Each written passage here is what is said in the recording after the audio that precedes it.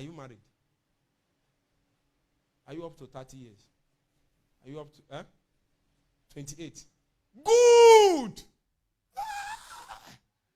What I want young men between the age of 24 and 32. Are you getting the point? That kind of church, like 70%, they'll be like 300 or 500 here. That kind of ministry is rare.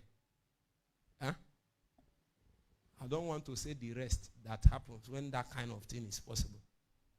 Because those days, while we are young in the faith, there are some churches they advise young ladies to go to if you want to be married. It's actually wisdom. I know the sisters will be born now. Let the wise one pick my wisdom. There is, in the rules of engagement,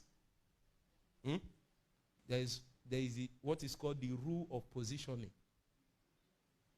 You want to marry a prayerful and sincere man, and you are in choir where they don't pray. How will you find a man? Except your choir master is a prayer person. Just be in choir and marry somebody that can sing. The two of you will be singing. So it's good. Ask that young man that is 18 to 20 years that is talking about marriage and woman. If they give him woman, what will he do with the woman? Because there is nothing.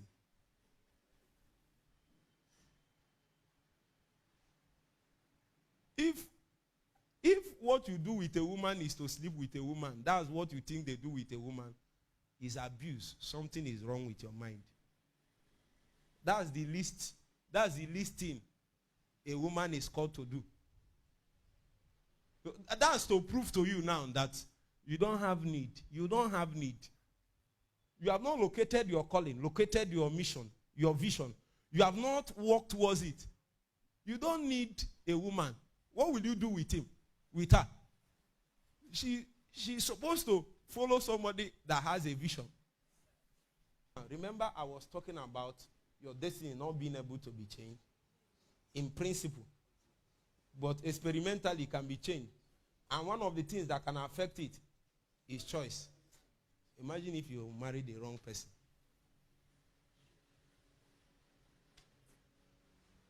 I can't imagine it. You will not know until you now marry. Because there is this thing that happens to people's head that tells them to become another person when you marry. Especially if you are a lady. Once they marry, something tells them, when the battle is over. I don't know why it's inside their head. Every young lady is there. Whether you believe it or not, is there. Is there something is telling them labor and marry. Then start tying wrapper. Up and down. If you don't tie wrapper, how will they know you are the madam of the house? Hey, oh you sisters. All this rapper ministry, I ban you in the name of Jesus. What did the man see? That thing he saw. That way you were looking when he married you. Just because he's now praying and doing that thing. That thing. Niko, Baha, Sitaka. He needs to be seeing it. He might not pressure you so that they will not say he's disturbing you. But there was something DP taught us many years ago. He said, you are not taking care of yourself. Didn't you notice your husband is always watching television and he likes the people he sees?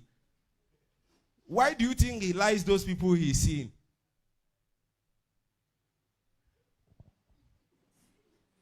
You know, I did not know that thing until one elderly deacon in my church.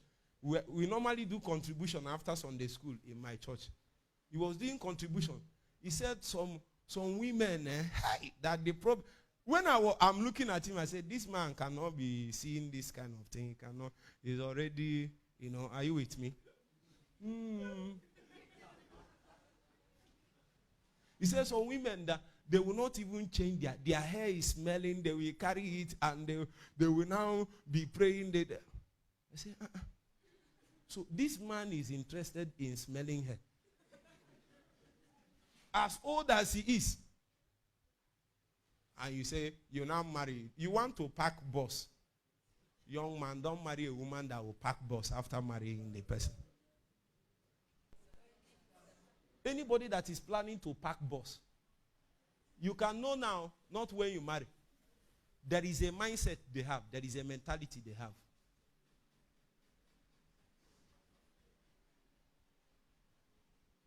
I'm not teaching about relationship, but I cannot survive this long if I don't know something. I have survived all kinds of things. I can see danger 3 months before it will come. It has helped me a lot. One day, I will begin to tell you people what I know. Even though I've been telling some of my brothers in the secret. So, the first thing, of course, the looks is very important. Very, very important. But